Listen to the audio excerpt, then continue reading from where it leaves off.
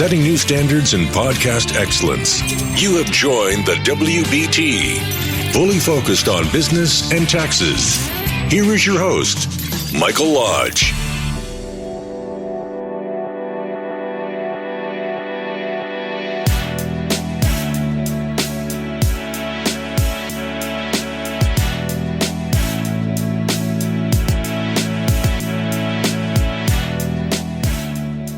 Hello and thank you for joining me this morning on the WBT. Today, our conversation is going to be about a variety of subjects, so sit back, relax, I'll be right back. This is brought to you by Lodge & Co., a business and tax advisory firm where your success is our goal. Call us today toll-free at 888-681-1518 or visit us at www.lodge-co.com and learn more about what we can do for you. Lodge & Co., your source for sound business and tax services.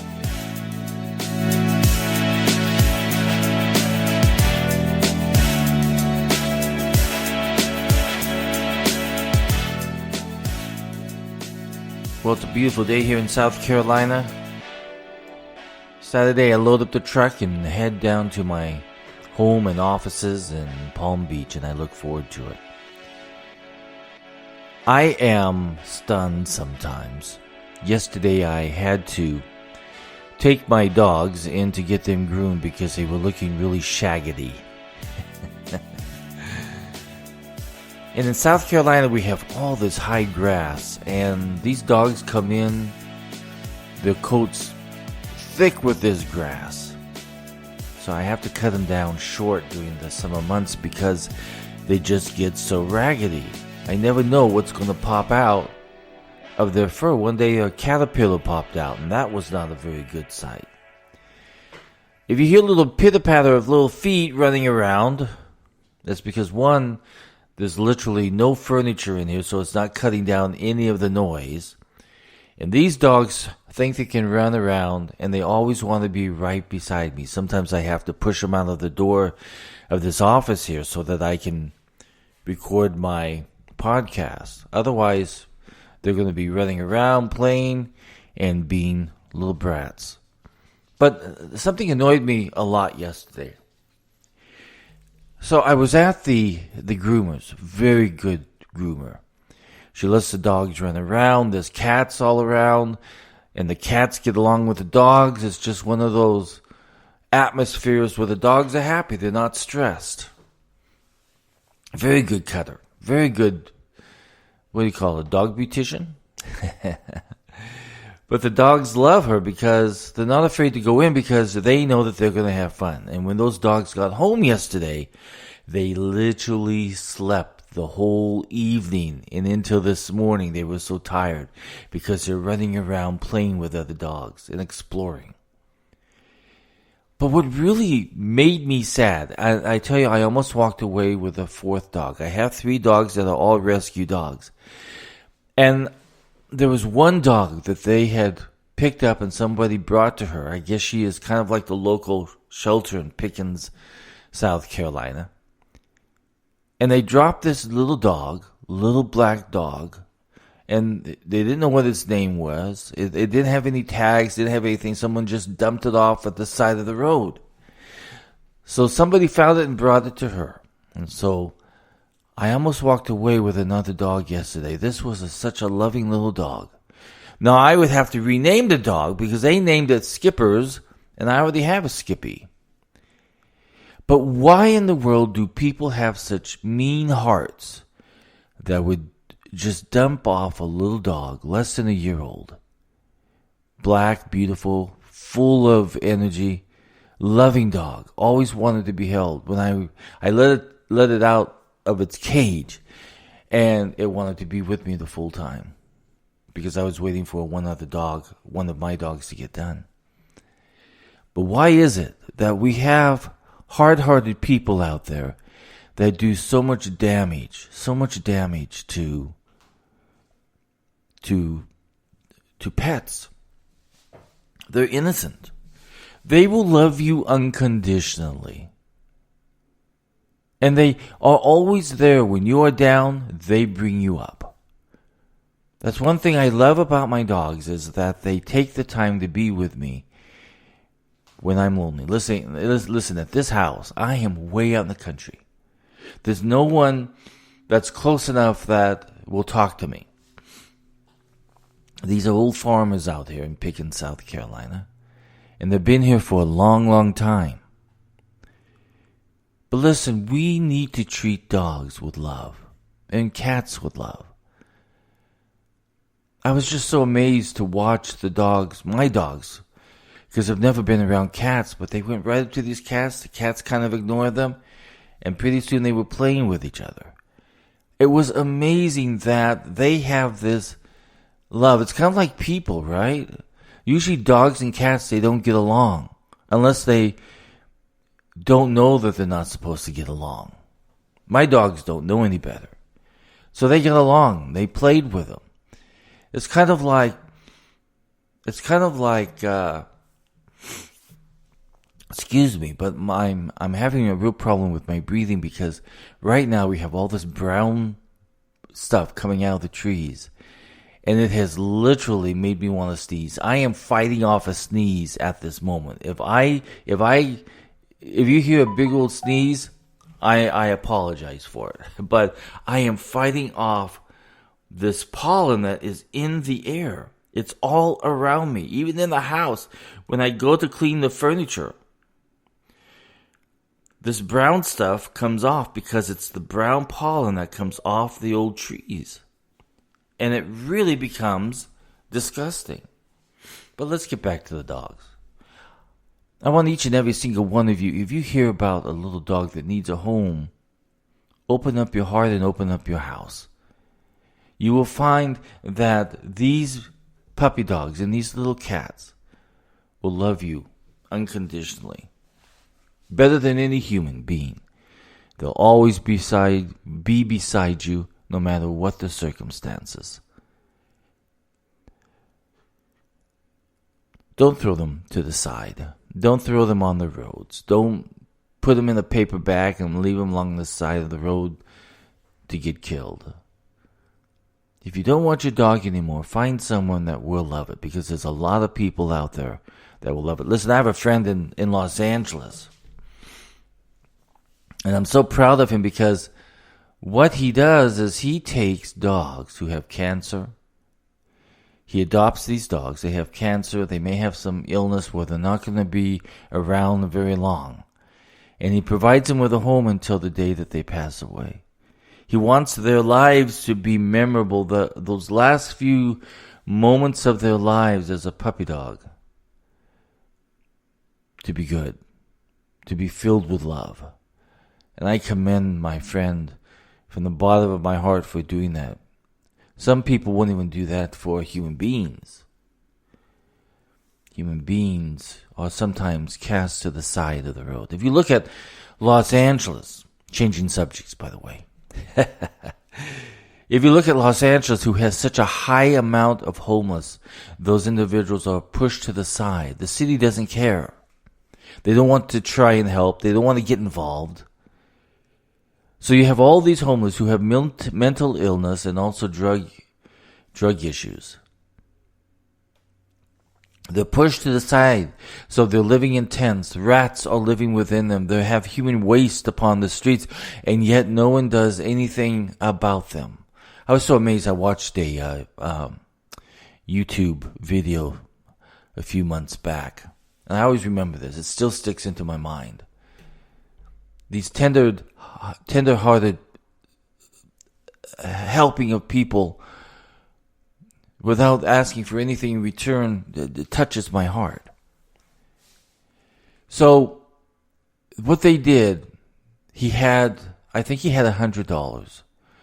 So, he went down to McDonald's and he bought 100 hamburgers. Then 100 orange juices. And then 100 French fries. And they packaged them all up. Then they took them downtown Los Angeles, where the worst of the homeless are. And they passed them out. People just sitting there amazed that they were getting free food from McDonald's. That is all about people trying to help other people. Maybe in small ways, but they're trying to help somebody have a good day. And I think we as Americans, we forget about that. If you look at San Francisco and you look at New York and if you look at Los Angeles and Chicago, all these cities where people are trying to move out of because internally inside these cities, they're being hurt by inactiveness from politicians who don't want to touch the homeless. So now you have homeless in tents all over the city of Los Angeles. My offices used to be in Burbank, and we had them there too. Every city around Los Angeles you saw under bridges, behind bushes, behind buildings, you saw makeshift buildings or makeshift shelters out of bricks and wood and cardboard, just so that they could stay out of the sun or stay out of the rain. But you see it popping up all around Los Angeles. Not just in downtown anymore, it's spread out. And the problem with that is that now we have diseases starting in downtown Los Angeles that are beginning to spread out to the other communities. So we have a group of politicians who just don't want to do anything because it's not to their political interests.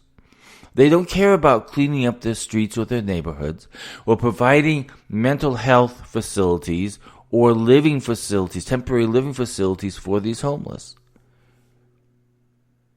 And when you have an inactive group of politicians, you are going to have a city that is going to have disease very quickly that will spread very quickly. So it's kind of like throwing a little puppy dog to the side of the road. We have all these homeless we're throwing to the side of the streets, trying to survive with mental health issues and drug habits. So we have a problem in the United States where we need to get back on track. We need to become Americans and begin to help others. The other day, I mentioned this before, so I'm sorry if I'm repeating, but I'm old, okay?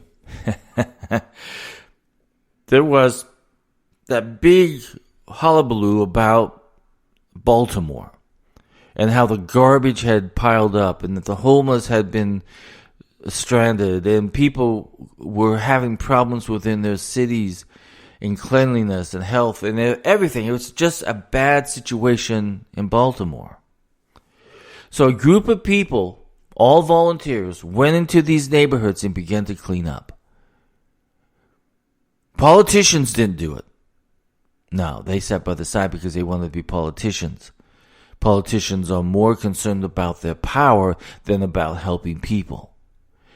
And we need to be able to hold those individuals accountable for the misdeeds that they're doing to our community. If you are not upset, you better get upset. If you don't want to help, you better get helping. Because people in communities need your help. Don't complain.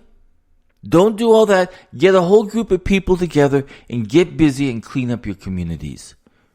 Gosh, during the 2016 election, we had all these people complaining. I said, stop complaining. If you want to change the police, work with the police. If you want to change your communities and all the drugs being sold there, change your communities. You have that right. But if you're going to be calling people names and calling racism, you're accomplishing nothing because you are not doing anything. You're just calling people names. But if you really want to do something, you go to your neighborhood and see what the needs are. If your school needs tutors, go to that school. If you see a baseball park that needs clean up, clean it up for the kids to play on it. If you know that kids need counseling, sit down and talk. The only way that you can change your community is by getting involved in doing. But if you're unwilling to do that, then you really don't care about your community. I know that we're all working. Sometimes a lot of you people in the inner cities are working 2 and 3 jobs trying to survive. But take that few moments and find out how you can participate within your community. It doesn't take money. It just takes a little bit of time. Sometimes you can do this during your lunch hour. Zoom over to that school and tutor a child. That's all that you have to do. Putting your community back in order does not take money. It takes your time and your dedication. So you have to do it.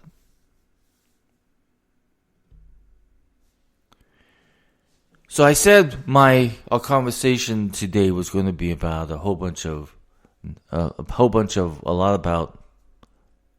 things, right?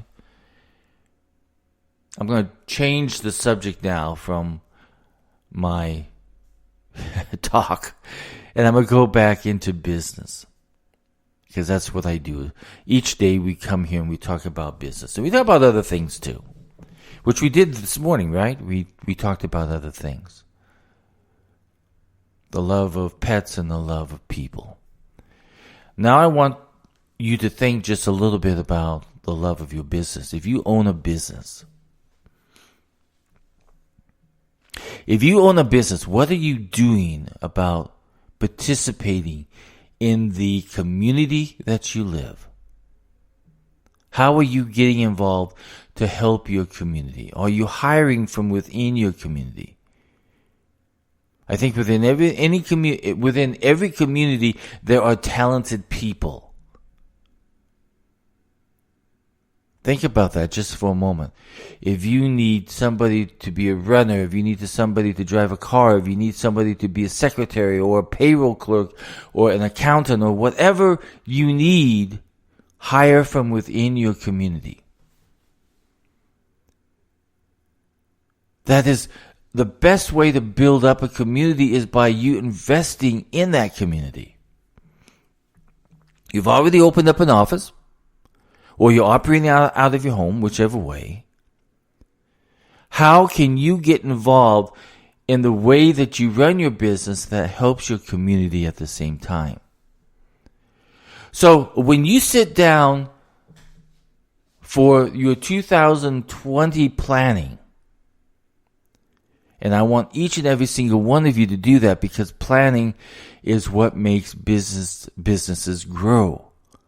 It's not by running it by the seat of your pants, because pants get soiled and dirty very quickly because you don't know what you're doing. But it's by sitting down. Okay. Oh my gosh. See, I knew it was coming. I apologize about that. But this pollen is killing me. It is literally killing me. It is so bad here. It seems like every time that I turn around, I am sneezing to all high heavens, I tell you. They should use me as an alarm system, because I tell you, my sneezes are killers. But getting back to our businesses in our communities. I had a business in Burbank, and we really did participate within our community. Those that needed special help, those that needed special counseling, business counseling or financial counseling or setting up their budgets, some of those we did a lot for free. And we did it because we felt that we needed to give back in some way.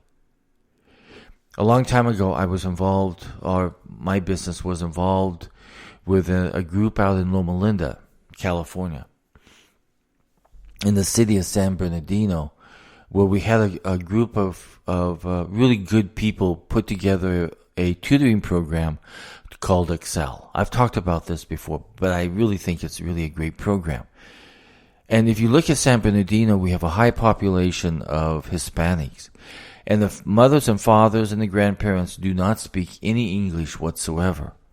So you have these little kids going to English-speaking schools, which is good. We want them to be participating in their communities and speaking English.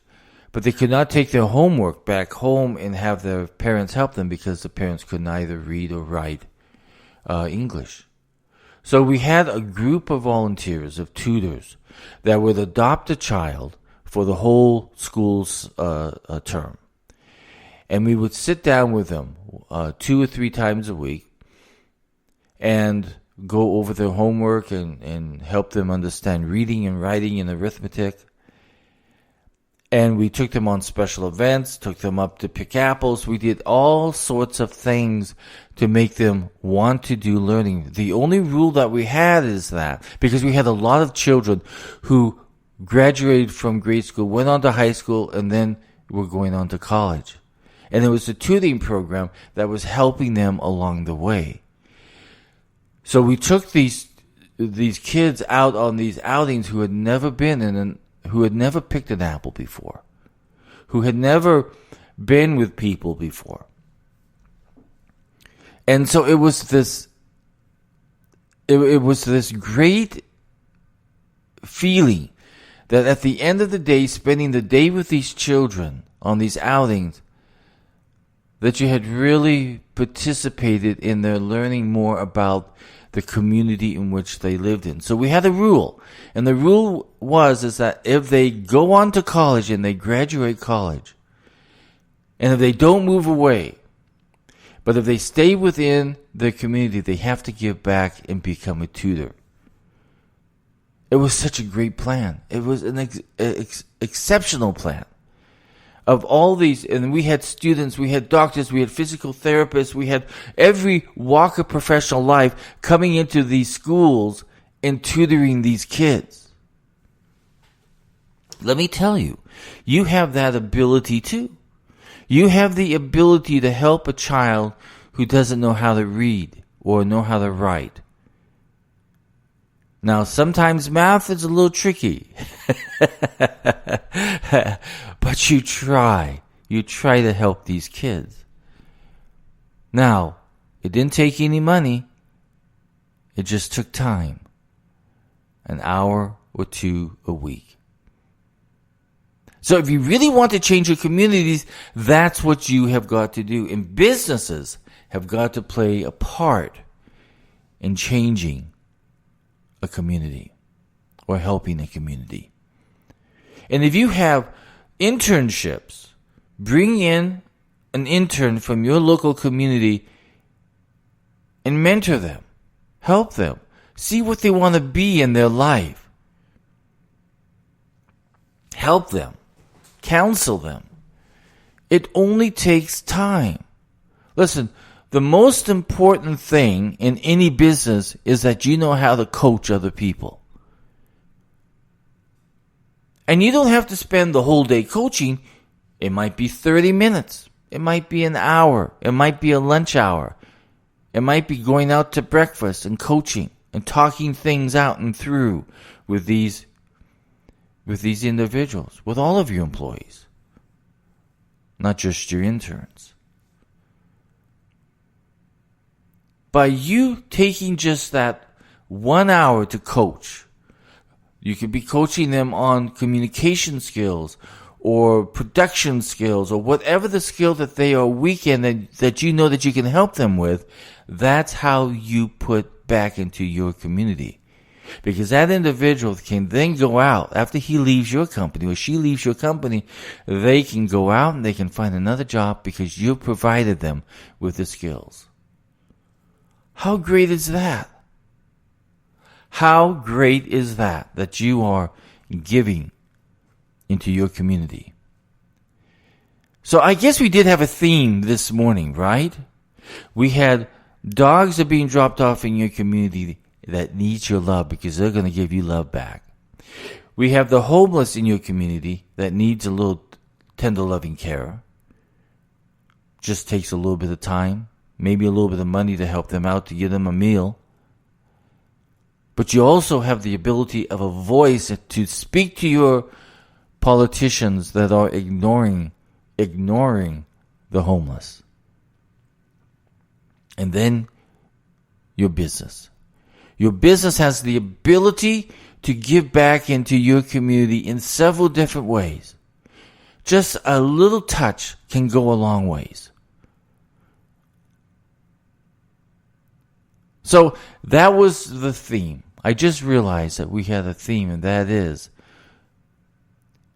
getting involved in your community. Communities are dying in America. And politicians are ignoring the cities because I really don't think they know what to do.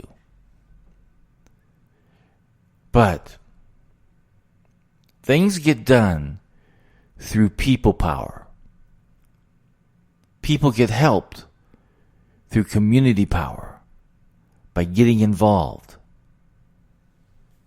So I reach out to you on this podcast and ask that each and every single one of you become involved in your communities. It's simple. Just takes time. A little bit of time. And you know what? Instead of sitting in front of that television at nighttime, or on a Saturday or a Sunday, you have time. You have time to do something. This is Mike Lodge. If you have any questions or if you have any comments, I encourage you to send me a text at 818-252-5682, 818-252-5682. Send me a text. If you have a question, I'll answer it. If you have a comment, I'll listen. I'll talk with you very soon. Everybody go out and have a great day today.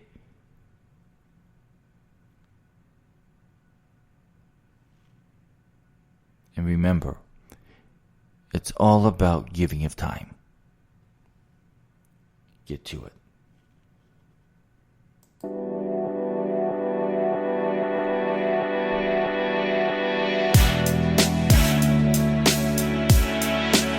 Thank you for listening to the WBT with Michael Lodge. Join us again tomorrow as we explore more about business and taxes. Follow us on iHeartRadio and go to our podcast website at www.wbtpod.com and listen to all of our podcasts and read our blogs.